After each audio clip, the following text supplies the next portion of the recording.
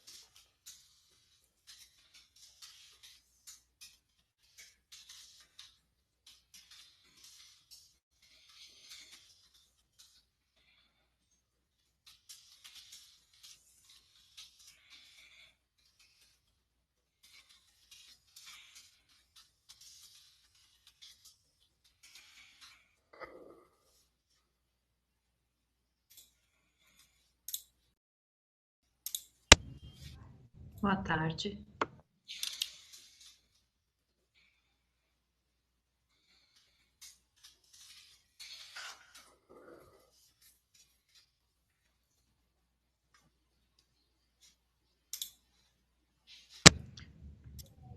Boa tarde, todos conseguem me ouvir?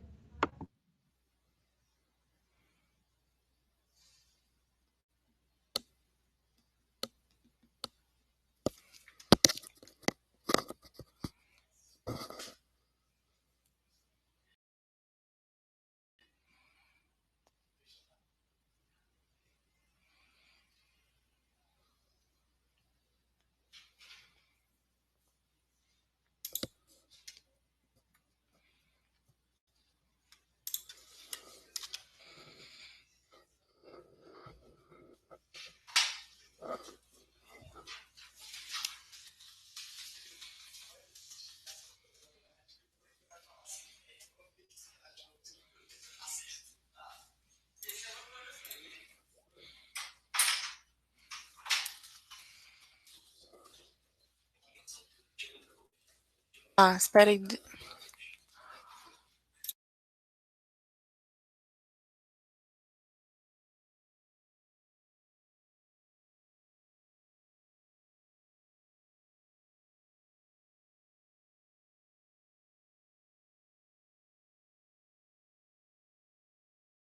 Áudio e vídeo das apresentadoras e a gente já vai começar o webinar.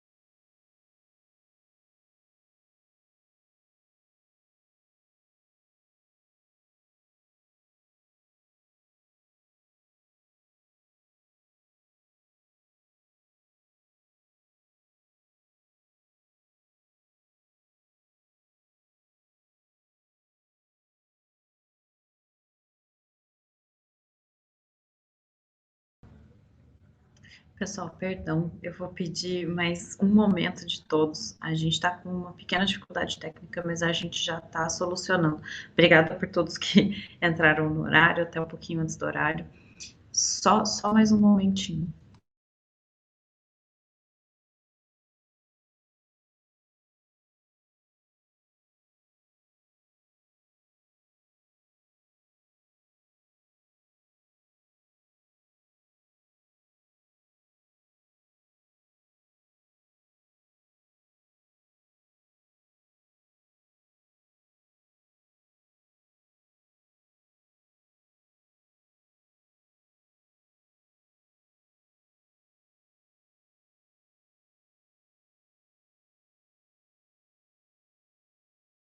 Uma vez, vocês me escutam?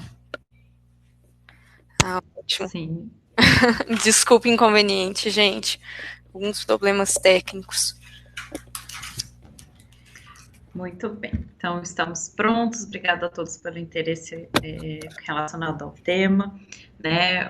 A imigração agora tem sofrido várias alterações aí, às vezes semanalmente. Então, é bem importante mantê-los todos atentos e informados, né, de todas essas mudanças.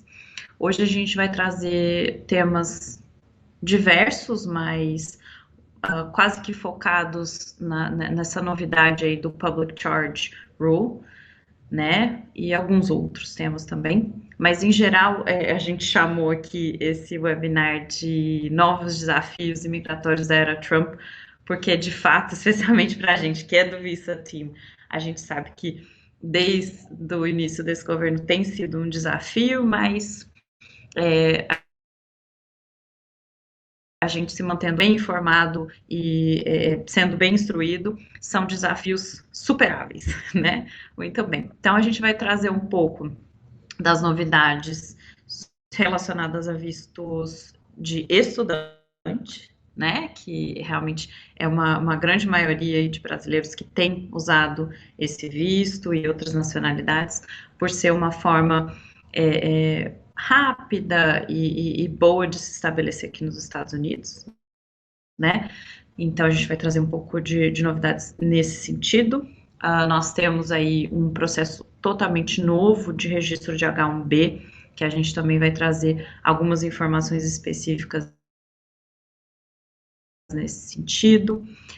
Public Charge Rule, né, essa nova legislação de encargo público, com novos formulários, novas taxas, enfim, novo nível de questionamento aí da imigração, desde o dia 24 de fevereiro, também vai ser abordado aqui. E, por fim, a gente também vai trabalhar o tema das pessoas que estão grávidas, né, e vão aplicar para o visto de turista. E hoje a gente tem novos regulamentos, políticas relacionadas a esse tipo de emissão de visto. A nossa apresentadora hoje é Fernanda Marques, né? É da área de visto já há algum tempo aqui com a Drummond, já tem bastante experiência de vários tipos de visto. E internamente, dada a dinâmica, para se dizer de alguma maneira, da imigração. Hoje a gente tem semanalmente um encontro com a equipe toda, que é o IMNews, onde estamos todos sempre informados, e ela foi apresentadora do último IMNews também, e por serem temas muito interessantes, a gente resolveu compartilhar com todos vocês. Perdão, não me apresentei, né? Sou Loane Cesária, sou advogada de imigração sênior aqui da Drummond. Já trabalho com imigração há um bom tempo. Também sou formada e sou advogada no Brasil, tá? E estou aqui como co-host, vamos dizer de alguma maneira, aqui com a Fernanda Marques, para auxiliá-la e também dirimir possíveis dúvidas do pessoal aí do webinar. Obrigada, Fernanda, pode começar. Olá, pessoal. Desculpa novamente pela demora, a gente teve alguns problemas técnicos aqui. Como a Luane já apresentou, eu estou aqui na Drummond já tem quase 2 anos, sou paralegal da equipe de visto. E a gente tem visto várias mudanças feitas pelo governo Trump, muitas vezes por meio de decretos, e que atrapalham o dia a dia, dificultam a vida dos funcionários ou estudantes brasileiros que buscam, né, expandir horizontes para os Estados Unidos. A gente escolheu alguns temas que a gente entende serem relevantes, começando pelo OPT. O OPT é um programa pós-visto F1 que estudantes que estão nos Estados Unidos têm a permissão de trabalho de 12 meses ou até 24 meses. Esse de 24 meses para estudantes das áreas de ciência, tecnologia, engenharia e matemática, ou seja, alguns psicólogos, médicos, contadores, pessoas das áreas da ciência. E esse programa tem sido, desde o começo do governo Trump, um dos mais combatidos na área de imigração. Tivemos algumas pressões sindicais, pressões governamentais, e o que a gente tem hoje, o resultado é um aumento da fiscalização dos programas, principalmente do programa STEM, que tem sido visto como um impasse para a entrada do mercado americano de trabalhadores americanos. Com isso, o Department of Homeland Security, por meio de uma das suas repartições, que é o ICE, tem aumentado essas fiscalizações ao local de trabalho dos estudantes e feito interrogatórios, inclusive, não só com os estudantes, mas também com os empregadores. Então, a gente vai tentar aqui passar alguns passos de como se preparar a essas visitas, que têm aumentado muito nesse ano. O ICE, que é essa repartição do Department of Homeland Security, vai enviar algumas notificações pré-visita e podem ligar ou mandar alguns e-mails solicitando mais informações para chegarem preparados para a visita. Com isso, é importante que os alunos, as escolas em que foram inscritos no visto F e o sistema para estudantes no exterior estejam atualizados. Tem um formulário que é o formulário I-983, que é o plano de trabalho desse estudante dentro dos Estados Unidos. Ele tem que ser preenchido pelo empregador juntamente com o estudante, delineando todas as metas do estudante, quem vão ser os supervisores, quais são os locais de trabalho, quantas horas esse estudante vai estar trabalhando dentro da empresa. Isso é importante porque o endereço que estiver nesse formulário vai ser o endereço em que o departamento vai visitar o estudante. Então, se o estudante estiver em algum local de um cliente no dia, ou estiver trabalhando em escritório de clientes, que a gente sabe que isso acontece muito nas empresas de tecnologia, principalmente, é importante que todas essas informações, principalmente de endereço, estejam constando no formulário, porque isso pode trazer consequências até de suspensão do programa para o estudante. E o que é mais importante aqui é que o empregador e o supervisor indicado pelo empregador ao estudante sejam completamente informados e atualizados sobre os detalhes do plano de trabalho, porque é no detalhe em que os oficiais vão focar. A gente ainda não tem muita certeza sobre quais são as consequências para o empregador em si, mas o que a gente pode prever é que talvez na busca de novos OPTs para funcionários dentro da empresa, ele possa sofrer alguma restrição. Então, isso não abrange só o estudante, mas como o empregador. Além disso, ainda atacando os pontos do estudante, algumas mudanças são previstas para os vistos F e M, que são os vistos tanto de estudante quanto o visto de qualificação. O visto M é muito utilizado para a escola de pilotos e treinamentos de menor duração nos Estados Unidos.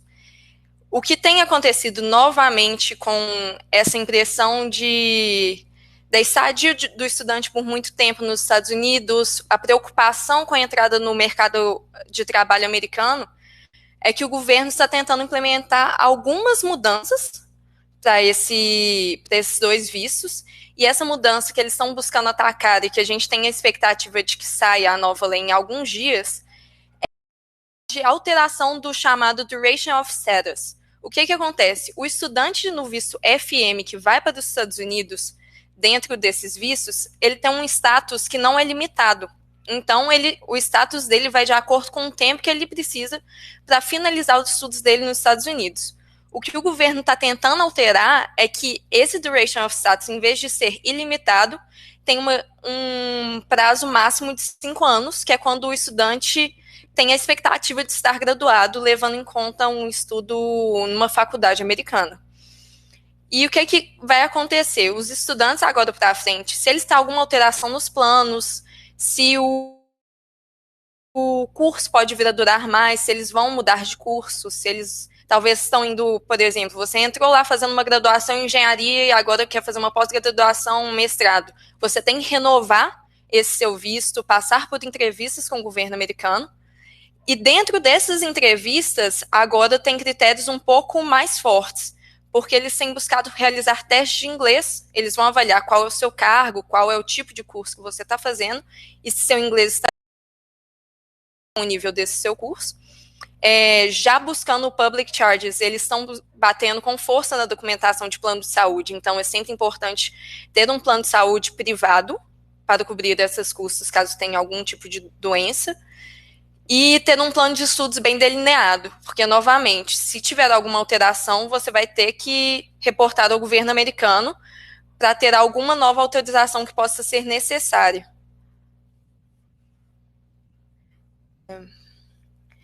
Além disso, os vistos FM têm tido algumas limitações de consequências do que pode acontecer caso os critérios solicitados não sejam cumpridos. No ano passado, foi autorizado, e agora já até foi suspendido, o memorando chamado Accrual of Unlawful Presence Memo. E esse memorando buscou determinar penalidades para esses estudantes que estendem a sua estadia nos Estados Unidos sem reportar ao governo americano. E essa penalidade pode ser uma proibição de entrada no território americano de até 10 anos. Então, é importante, novamente, quando tem alguma mudança no seu plano, seu status está para expirar, num visto de estudante, deve ser feita a renovação imediata do I-20, que é a sua autorização com a escola para estar dentro dos Estados Unidos.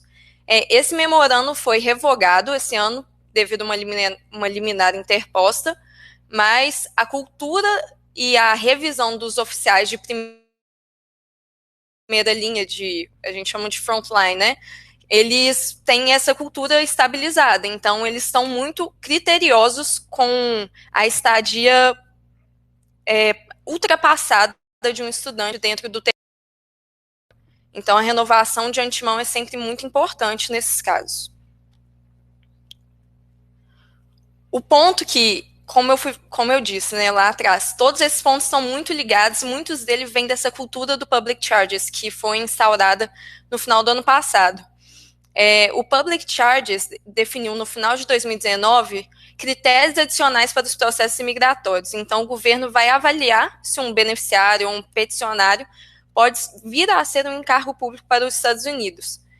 E agora a gente está vendo a prática desse novo memorando.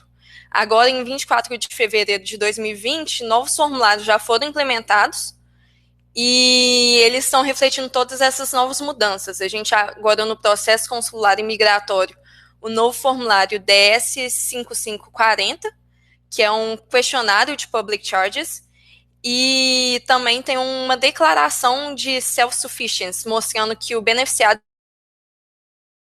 está se comprometendo de que pode se manter dentro do governo americano sem ter que utilizar qualquer medida pública para cuidados de saúde. Com isso, eles começaram... Pode fazer Perdão, desculpa, Fernanda. Então, vamos lá. A gente trabalhou bastante a questão do estudante, né? Então, a gente trabalhou possíveis visitas do ICE com relação a pessoas em OPT, né? Que é o treinamento. A gente trabalhou novidades que estão por vir na legislação e renovação de 20 de estudantes, a aplicação do public charge para esses estudantes, a exigência do idioma inglês, a exigência de seguro-saúde, e agora a gente está indo para o âmbito um pouco mais geral, que afeta a todos, né? O estudante, mais especificamente, se ele for protocolar um I-539, que a gente chama, né, que seria uma extensão de status ou uma mudança de status dentro dos Estados Unidos, Todos esses formulários foram mudados, como a Fernanda já mencionou, no dia 24 de fevereiro desse ano, e todos eles já incluem essa nova visão do governo e já estão formatados com a nova regulamentação de public charge. Desculpa a interrupção, mas é mais para a gente ir se situando e todo mundo ter bem claro aonde cada um desses pontos entra, né? Então, o public charge afeta a todos, desde pessoas com visto de não imigrante até pessoas com visto de imigrante, que são os famosos green cards. Exatamente, Loane. E a partir disso, tanto os immigrant ou non-immigrant vão estar sujeitos a passar por um teste de avaliação do oficial americano quando eles fazem uma petição para entrar nos Estados Unidos, que é o que está sendo chamado de TOC test, é o Totality of Circumstances. Então, agora, quando você vai submeter o seu caso para avaliação do governo americano, o teste vai considerar todas as circunstâncias dos seus formulários, de tudo que foi apresentado para a imigração, e pela soma dessas circunstâncias, se essa pessoa pode virar um custo ao sistema de saúde americano. Então, aqui tem que notar que é uma soma de circunstâncias. Se você tiver um único fator que é de atenção para o governo americano, ele não vai te fazer o chamado public charge. Por isso, eles fazem esse teste somando tudo. Então, eles têm alguns critérios e categorias dentro desse TOC test, que perpassam por idade, saúde, situação financeira, familiar. Então, a gente tem algumas pontos de atenção aqui, grupos de risco. Dentro de idade, os menores de 18 anos e os maiores de 61 anos vão ter uma atenção a mais, porque eles estão expostos a maior risco de contagiar alguma doença ou ter algum problema. Então, seja você o executivo que está indo aos Estados Unidos, ou se você tem um dependente que tem menor de 18 anos que tem uma doença, isso vai ser notado pelo avaliador da sua petição. Em questão de saúde, se você declara ter algum problema de saúde que requer um tratamento médico extensivo, por exemplo, uma diabetes, isso pode ser notado. Problemas de saúde que dificultam o seu trabalho e qualquer gastos médicos futuros que já sejam previstos são também notados pelo oficial. E aqui, claro, que uma forma de mitigar tudo isso é a comprovação de um plano de saúde privado que venha cobrir qualquer dessas custas. O problema aqui é que você tem uma doença e que isso traga algum encargo ao governo americano. Além disso, a situação familiar é um ponto muito importante, porque ligado à sua renda, porque quanto maior o número de dependentes que dependem da sua renda para estar ali nos Estados Unidos, maior é o risco. Então, se você tem uns dependentes, se for notado que a sua renda não cobre o que eles consideram ideal lá dentro, você pode ter um risco de negação de se tornar um public charge. Para avaliar a sua condição financeira, eles estão avaliando linha de crédito, dívidas de cartão, então todos esses documentos podem ser solicitados numa entrevista. E eles fazem uma avaliação hoje que é o chamado de Federal Poverty Guidelines, que estabelece qual é a linha de pobreza hoje no governo americano. O que eles estão considerando que é mínimo é uma taxa de 125% acima dessa linha, que é o que a gente vai delinear um pouco mais à frente, em números. Outro ponto para ver a viabilidade do seu trabalho nos Estados Unidos é o seu passado em educação e quais são as suas habilidades. Então, eles querem ver seu tempo de carreira, a frequência de alterações empregatícias, se seu plano de carreira faz sentido e se você tem propostas de trabalho abertas nos Estados Unidos para conseguir receber essa renda e se manter lá dentro. Se você tem até uma proficiência em inglês e qual é o seu nível de educação. Porque eles podem até te julgar por ter até uma proposta de trabalho dentro dos Estados Unidos, mas estar desempregado há muitos anos, de forma que você não tenha nenhum dinheiro guardado ou que isso possa vir a te prejudicar lá dentro dos Estados Unidos. Eles querem entender também se você é um chamado non-immigrant, porque isso aqui também se aplica aos vistos de não imigrante.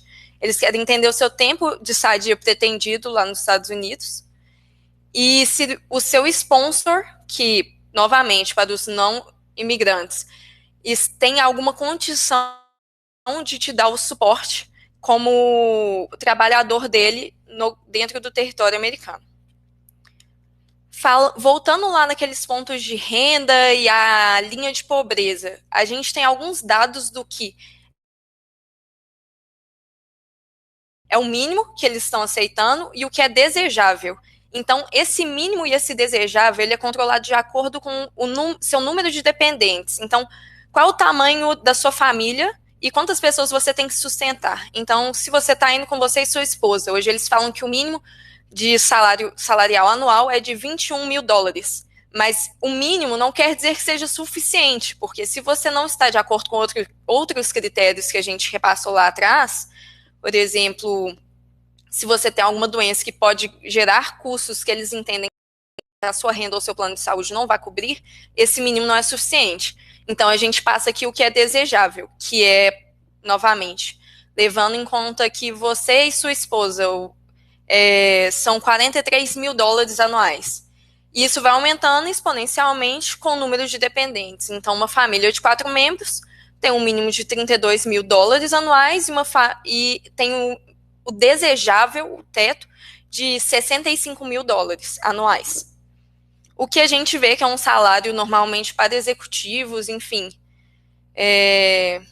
que é acessível para os vistos GL, que a gente tem visto, mas é sempre importante focar nesse valor do desejável e não do mínimo.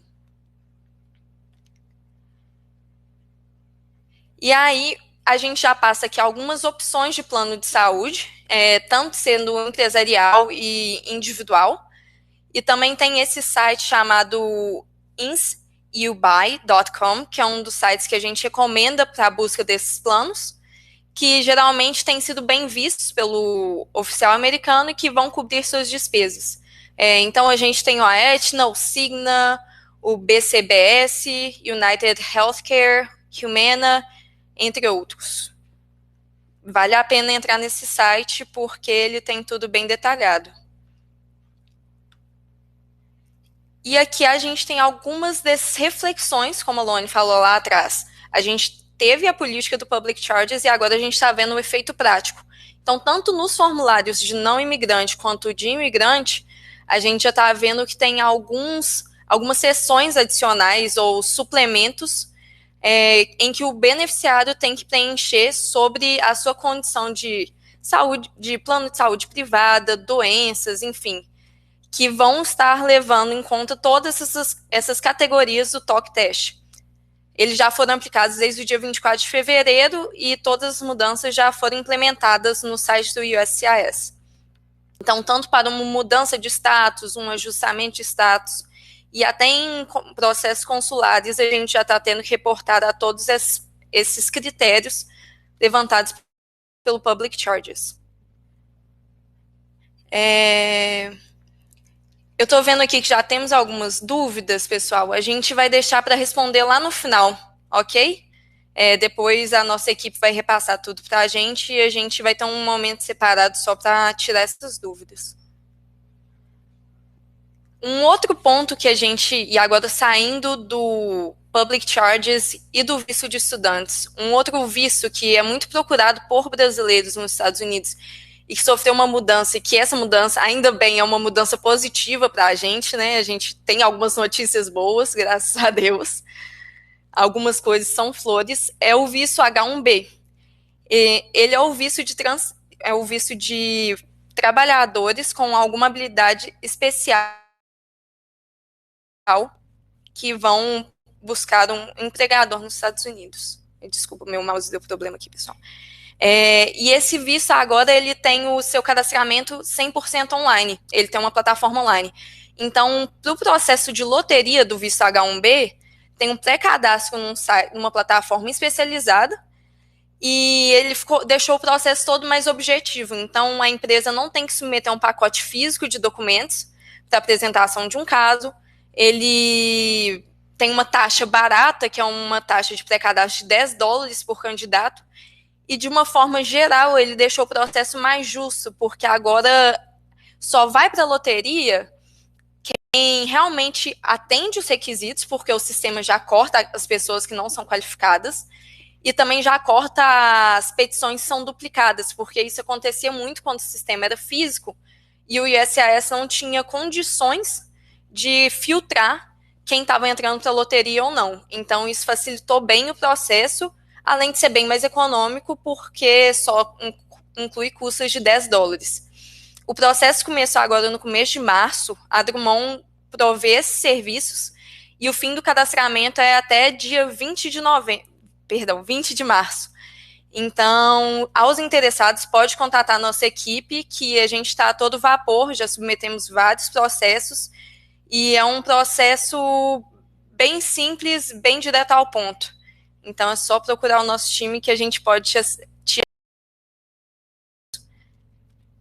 Continuando dentro do H1B, uma outra novidade interessante para os vistos de H1B, e englobando também os vistos de estudante, é o chamado Cap Gap, que é uma regulamentação para a mudança de status dos estudantes de vistos de estudante, seja F ou M, para o visto H1B. Essa política facilita com que o estudante que esteja no final do status dele tenha condição de entrar para um visto, aplicar para um visto H1B sem ter que sair dos Estados Unidos. Então, se você está num programa de OPT trabalhando nos Estados Unidos e, vamos supor, o seu visto vence em julho ou o seu OPT vence em julho, você tem a condição de aplicar para um H1B antes do seu visto expirar e aguardar a resposta da autorização do seu H1B dentro dos Estados Unidos sem ter nenhuma infração de status. Então, com isso, o que acontece? O H1B, ele tem início, se você for aprovado, no dia 1º de outubro, que é o início do novo exercício fiscal. Então, se o seu visto ia ser vencido no mês de julho, o estudante ou o trabalhador tem a condição de ficar dentro do governo americano, dentro do território americano, até 30 de setembro, sem infringir nenhuma lei migratória. E aí a gente tem duas situações aqui, que são as de estudantes sem visto F, que terão esse status estendido até 30 de setembro, sem ter permissão de trabalho até essa data, porque o visto de estudante realmente não possibilita o trabalho, sem que tenha uma autorização de OPT.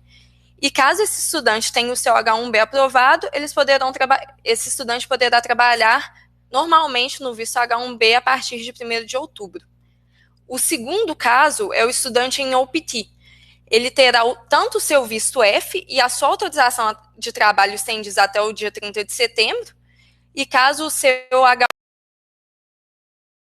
eles trabalharão em H1B a partir de 1º de outubro. A diferença aqui de um F1 para um OPT é que o visto OPT, quando estendido dentro dessa exceção de Cap Gap, é que no OPT você pode trabalhar nesse período autorizado de estadia que ia além do fim do seu status. Então, novamente, pegando o exemplo do visto OPT que finalizava em julho, você ganha aí 3 meses de trabalho esperando a resposta do seu H1B.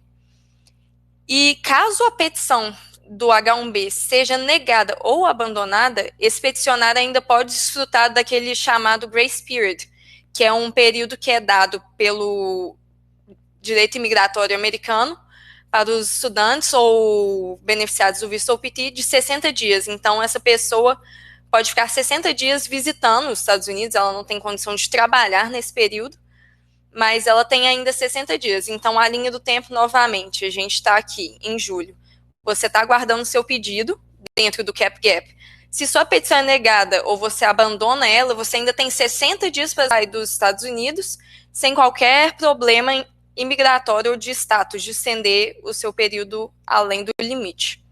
O que é bem interessante, porque agora a pessoa não tem que voltar para o Brasil para aplicar e ficar esperando a resposta aqui, principalmente quem está em OPT e já tem um emprego dentro dos Estados Unidos. Então, é uma novidade muito boa para os estudantes. Lohane, alguma coisa a acrescentar? Não, seria isso mesmo, mas só esclarecendo que o OPT ele deve estar válido até a entrada do visto. tá? Hoje, com esse novo pré-registro, a gente vai ter do dia 1º ao dia 20 para realizar esse registro e submetê-lo. Os sorteios devem ocorrer até o dia 31 de março desse ano. E a partir daí, as petições selecionadas vão ter 90 dias para serem protocoladas a partir de 1º de abril. A partir de 1º de abril, como todos os anos, eles vão abrir o período de recepção dentro da imigração dessas petições. Então, é importante entender que esse período de registro não dá status, não cadastra diretamente o beneficiário a esse benefício de cap gap, né? E isso vai passar a contar a partir do momento que a gente protocola essa petição até 90 dias após a seleção do candidato na loteria. Exatamente. E lembrando que o período pré-cadastral é até 20 de março, então, aos interessados, ainda estamos em tempo para cadastro de loteria. Esse é o nosso penúltimo ponto. Por fim, a gente entra num tema que é mais inusitado dentro de tudo que a gente fala, mas que afeta muito os brasileiros, que é uma nova restrição para vistos de turismo de gestantes. A gente vê que muitas pessoas vão para os Estados Unidos para, às vezes, ter o bebê lá em território americano, ou até para fazer enxoval, e isso é uma cultura brasileira muito forte, e essas restrições podem afetar isso diretamente, porque o governo americano vê que os dados demonstram, né, que são 30 mil pessoas que chegam anualmente nos Estados Unidos para ter o nascimento dos seus filhos em solo americano, e aí isso é uma condição que o governo Trump está tentando mitigar já tem um tempo, e agora, com a decisão no mês passado, foram implementadas novas restrições migratórias para as gestantes. Isso é, novamente, tentando buscar esse turismo é o chamado birth tourism, e que é exatamente o nascimento em solo americano para que o filho tenha cidadania americana, e, de certa forma, também mitigar a entrada de gestantes lá dentro. Isso vai ser alterado. O que acontece? A lei, ela ataca diretamente os consulados. Então, o pedido de visto de uma gestante pode ser negado num consulado. Só que o que acontece? Essas medidas implementam uma cultura aos oficiais que podem, de forma indireta, afetar nas fronteiras e aeroportos. Então, se a gente tem uma pessoa, porque a gente sabe que os vistos de turismo são emitidos em, às vezes, prazo de até 10 anos. Então, o oficial de frente ali do consulado não tem condição de tomar nenhuma medida contra uma gestante que esteja indo para os Estados Unidos, seja para enxoval, seja para nascimento da sua criança em território americano. Então, essa cultura está se instaurando, sim, dentro dos aeroportos e fronteiras de forma indireta, e o que a gente está tentando alarmar aqui é que pessoas que estejam em um momento de gravidez e que a barriga esteja, né, mais aparente, ou que a gravidez esteja avançada, evitem entrar nesse momento, porque de alguma forma elas podem sofrer alguma restrição na fronteira, sim. Então, novamente, viagens de enxoval ou viagens para o sul dos Estados Unidos, que muitas vezes as famílias vão, é o chamado que a gente conhece muito bem aqui, a última lua de mel pré-nascimento da criança, o baby moon. Isso tem que ser evitado, porque a restrição pode acontecer. Então, se a barriga está mais voluptuosa ou se a gravidez está avançada, é bom esperar a criança nascer ou tentar ir para os Estados Unidos antes, porque essas restrições estão sendo implementadas com força. Então, gostaria de fazer alguns adendos aí, porque algumas coisas que diretamente caracterizariam a mulher como alvo, elas não podem ser tão expostas, tão diretas. Então, claro que a legislação não abordou diretamente a entrada de pessoas já autorizadas, já com vistos válidos aos Estados Unidos por estarem grávidas, né? O que a gente poderia indicar para as pessoas que estão nesse momento, que já têm viagens marcadas, por exemplo, e sim, estão grávidas e têm a intenção de simplesmente vir fazer turismo e realmente fazer compras, o que é inteiramente possível dentro do visto B2, né, de turismo. É em benefício dos Estados Unidos, porque bem ou mal as pessoas estão aqui, estão gastando, estão passeando. Ter evidências de que você tem a passagem de volta para dali poucos dias, né? Normalmente, se a pessoa vem fazer compras ou vem fazer o famoso baby moon, né, com o esposo, normalmente a instância desse casal, por exemplo, vai ser às vezes de que 2 semanas, ou pouco mais que isso. Então, ter as evidências da passagem de ida e volta, ter as evidências. Muitas vezes, os brasileiros contratam pessoas para auxiliar nessas compras, já vem com cupons, já vem com todo o planejamento de lojas, com lista.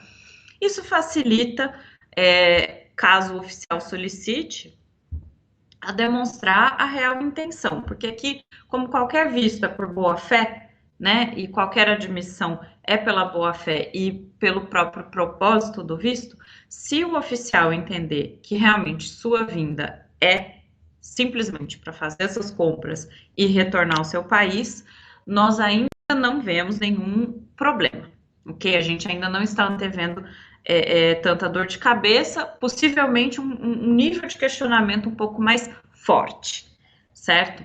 Mas, realmente, se a intenção for dar à luz aqui nos Estados Unidos e gozar do benefício do 14th Amendment, que é jus solis, onde qualquer pessoa que nasce em território americano tem a cidadania americana, essas pessoas vão ter impeditivos para entrar no país. A gente sabe que, por muito tempo, não só os brasileiros, na verdade, tudo isso começou com chineses, indianos, russos, que, na verdade, houveram clínicas que foram fechadas recentemente, antes do estabelecimento dessa nova legislação, né? E essas clínicas eram especializadas em trazer o estrangeiro e oferecer todos os serviços pré-natal e parto e emissão de documentação, como Social Security, Birth Certificate. E a imigração, depois de muitos anos de investigação, encontrou, né, essas indústrias e hoje resolveu colocar isso já num regulamento bem mais forte e proibitivo a esse tipo de prática. Sim, exatamente. E a gente tem visto essas críticas, né? Porque, de certa forma, o que está sendo contestado com essas novas medidas é que não esteja sendo uma discriminação de gênero na hora de permissão de um visto. E aí é como a Loane falou, tem que ser tudo muito discreto e objetivo para que não caia nessa linha.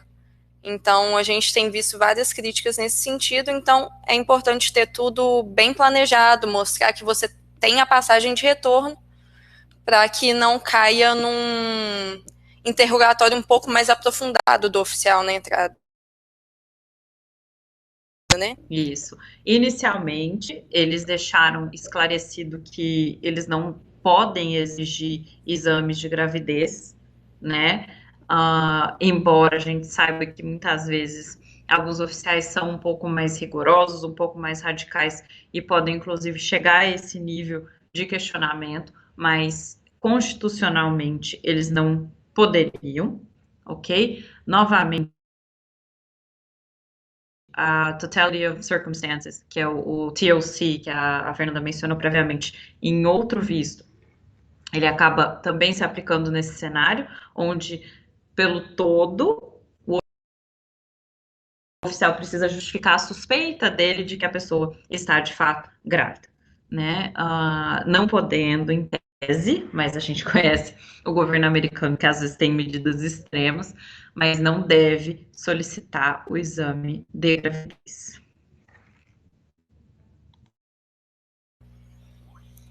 Com isso, pessoal, acho que a gente já pode passar para as perguntas. Tem algum outro ponto que você queria passar, Louane?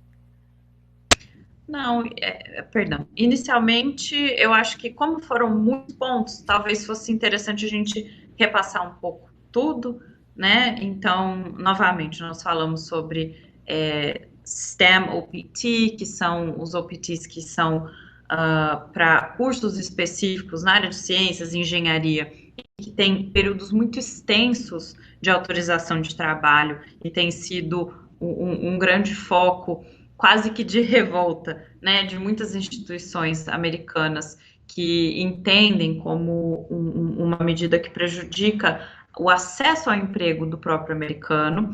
Então, isso tem gerado maiores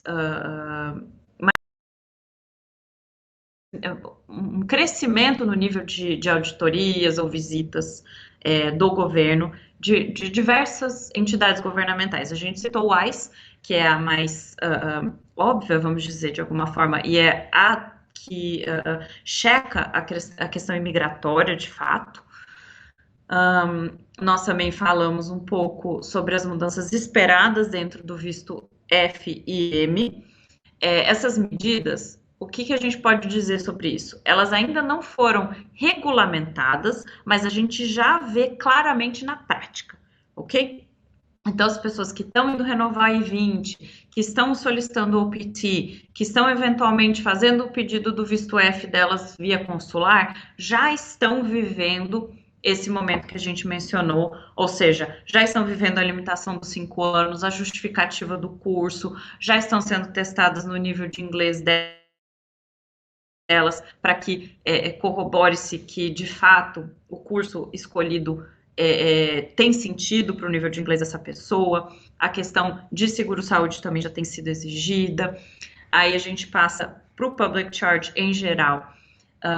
Embora seja um visto que, uma mudança que ataque diretamente o visto imigrante, que é o green card, ele também tem medidas práticas que foram alteradas dentro dos vistos de não imigrante. O formulário I-129, que é o formulário para todas as petições de trabalho, H, O, L, E, TN, que são para os canadenses e mexicanos, e assim por diante. Todos esses formulários são afetados diretamente pela política de public charge, tem perguntas novas, tem documentação mais extensa sendo exigida. Então, a Fernanda deu uma dica muito interessante, que é aquele site com opções de seguros. Aquele site, ele traz opções mais baratas e que atendem ao novo regulamento. Outro ponto que a gente trabalhou, novo formato do H1B, é algo que está nos deixando bastante otimistas. Claro que a gente ainda não terminou o pré-registro, esse período de pré-registro, a gente ainda tem até dia 20 para protocolar. Então, obrigada, Fernanda. Sim, estamos preparados para receber mais casos, se vocês estiverem interessados. No dia 20, a gente tem até o dia 20 para protocolar essas petições, esses registros, e até o dia 31 para aguardar o sorteio. E a partir de 1º de abril, as petições sorteadas podem ser submetidas com o dossiê completo de H1B. Por fim, a gente tratou aqui dessas restrições aí às pessoas, às mulheres grávidas, né? E, no caso, fica aqui apenas um alerta, né? Se realmente a intenção for vir para compras, para turismo, para baby moon, se vocês tiverem pessoas auxiliando com compras, vão mesmo fazer passeios, tão somente mostrar que de boa fé essa é a intenção de vocês, isso está sim permitido dentro do visto B2 de turismo. No caso seria isso. Fernanda, você gostaria de acrescentar algo? Não, é isso mesmo, Loane. São muitos pontos, mas porque tá tudo bem dinâmico, né? A gente está tendo mudanças semanalmente. Eu acho que o próximo alarme que a gente tem, igual você falou, já está sendo visto na prática, mas a gente espera que essas mudanças para o visto FM saiam nas próximas semanas. E o ICE também quer implementar novas medidas para o OPT até o mês de agosto. Então, isso tudo que a gente está vendo aqui na prática, ou que a gente já está imaginando e esperando que aconteça, pode ser implementado em via de decreto ou até de lei dentro dos próximos meses. Perfeito. Então, vamos ver as perguntas aqui. Então, a gente tem a primeira pergunta, Eduardo. Saindo um pouco de visto de estudantes, tenho uma dúvida. O visto J1, sou pesquisador, tenho doutorado, estou como pós-doctor em Atlanta e o sponsor é a Georgia State. Não tem nenhum vínculo com a Universidade de Empresas Brasileiras, porém, no visto tem a observação que sou sujeito ao 212E, ou seja, você está sujeito ao two-year rule, né? Você teria a restrição de 2 anos. Como é o processo para ter esse status? Seria o J-Waiver, tá? O J-Waiver, ele vem com, primeiro, uma carta de não objeção do próprio consulado ou embaixada brasileira. Depois de recebido esse pacote com o No Objection Letter, a gente protocola um formulário online para o Department of Justice, que faz toda uma análise. Esse processo não demora menos que 5 meses, tá? E após tudo isso sendo aprovado pelo Department of Justice em Washington, D.C., isso vai para a USCIS e eles emitem uma carta, um I-797, com os dizeres específicos de que a sua restrição de 2 anos foi waived, foi aliviada, e você pode sim aplicar para um H-1B, por exemplo. O H-1B é um visto que complica esse cenário. Por quê? Porque a legislação ela é específica no two-year rule de restrição para L e H, né? Então, muitas vezes eu já tive oficiais que eram um pouco mais flexíveis, que para aplicação de outro visto, como por exemplo o E2 de investidor espanhol ou italiano, enfim, dos tratados, ele entendia que a legislação não era proibitiva especificamente para o E, mas ela é especificamente proibitiva para o L e para o H, tá? Espero aí ter respondido sua pergunta, Eduardo. Próxima pergunta, Fernanda. Olá, sem contar com a loteria, é possível aplicar para o H-1B qualquer mês do ano? É possível em casos especiais, tá? Então, por exemplo, uma pessoa que já tenha o H-1B atualmente, ela consegue fazer uma aplicação de um novo H-1B em qualquer período do ano, porque ela já tem o CAPS, ela já tem um espaço de H-1B que não precisa mais passar por sorteio. Alguns empregadores também têm esse tipo de benefício. Então, algumas instituições educacionais, por exemplo, de pesquisas, têm exceção de H-1B.